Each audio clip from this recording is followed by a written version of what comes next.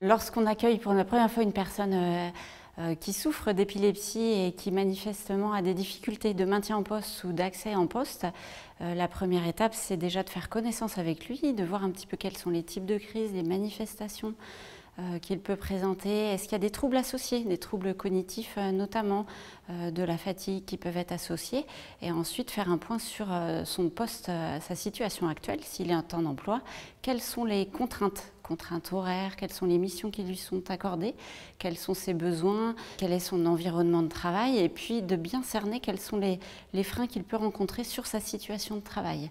Donc il y a divers freins qu'il peut rencontrer. Déjà, est-ce que la personne est en capacité de pouvoir se rendre sur son lieu de travail? Je pense notamment aux difficultés en lien avec vraiment l'épilepsie et la contre-indication de pouvoir reconduire.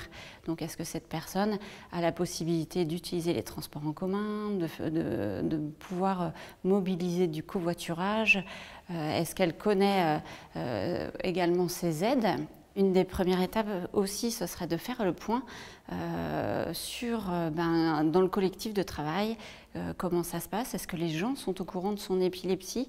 Est-ce qu'il y a des freins à ça? Est-ce qu'il y a déjà eu des crises d'épilepsie sur son lieu de travail? Et éventuellement, est-ce que ça a pu le mettre en difficulté ou générer du stress pour la personne elle-même, mais aussi sur le collectif de travail?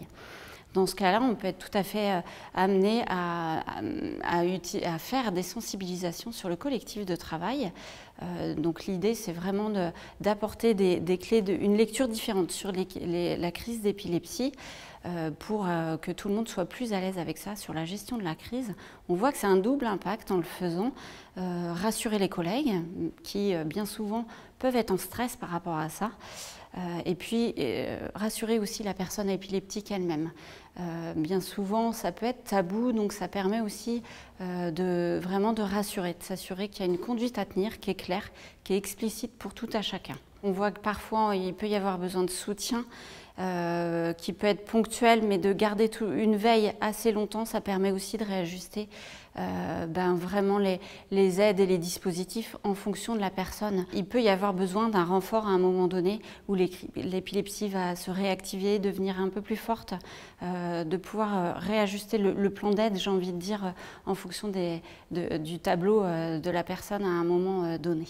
En tant qu'ergothérapeute, donc déjà par rapport vraiment avec un lien purement sur les crises d'épilepsie, la stratégie, ça va être de faire une vraie étude de poste pour voir un petit peu comment on peut apporter plus de prévention sur le poste même de la personne. Donc pouvoir, en cas de crise, comment on peut jouer sur l'environnement pour lui apporter plus de sécurité et limiter tout autant que possible le risque de blessure. Par rapport également aux troubles cognitifs et tous les troubles associés, ça va être également d'essayer de voir dans l'environnement vraiment de travail de la personne, avec toutes les tâches qui lui incombent, quelles sont les stratégies qu'on va pouvoir trouver pour compenser au mieux ces fragilités-là.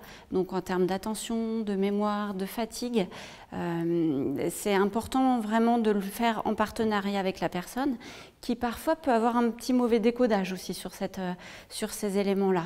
Et du coup, c'est vraiment des stratégies à travailler avec elle, avec cette personne-là pour qu'elle puisse se l'approprier et réajuster en même temps. Donc il y a vraiment des stratégies où on va jouer sur l'organisation en elle-même, le travail, sur les missions, comment on va pouvoir compenser au mieux ces fragilités-là.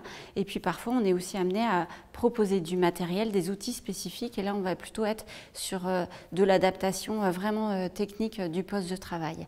Dans l'idée, c'est venir utiliser les points forts de la personne pour trouver des compensations possibles qui viennent compenser vraiment ces fragilités-là qui pourraient amener des fragilités dans son parcours en emploi à un moment donné.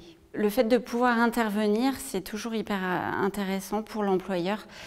C'est aussi avoir une lecture vraiment très différente de ce qui se passe sur le lieu de travail. Bien souvent, Ce qu'on entend, c'est un mauvais décodage sur la crise d'épilepsie, mais encore plus fort sur le côté trouble associé, où là, on peut entendre vraiment des interprétations je ne comprends pas, elle me redemande 4 fois la même chose, alors que c'est quelque chose que j'ai déjà pris du temps avec elle de pouvoir faire. Et du coup, là, l'interprétation, elle va vite, on dirait que ça ne l'intéresse pas, elle ne met pas de la mauvaise volonté. Donc là, bien souvent, sur ces temps-là, on voit des petites ampoules un petit peu qui s'illuminent, à savoir, ah, ben, mon décodage, il n'était pas très juste. Tout naturellement, on voit qu'on apporte des connaissances, un regard différent. On voit déjà qu'il y a déjà la moitié du travail qui est fait, c'est-à-dire que naturellement, la personne, elle va changer de posture et elle va réussir à s'adapter davantage. Et nous, en tant que professionnels, on fait l'autre moitié du chemin, j'ai envie de dire, en apportant une expertise et du coup des outils différemment pour que l'inclusion soit réussie et plus confortable pour tout le monde en fait, pour le salarié mais aussi pour le collectif de travail. Et dans l'idée de pouvoir le suivre longtemps, c'est aussi que ça puisse tenir dans le temps. Et puis quand on estime que c'est bon, on s'efface petit à petit de ce parcours-là parce qu'on estime que chacun a des clés suffisantes à ce moment-là.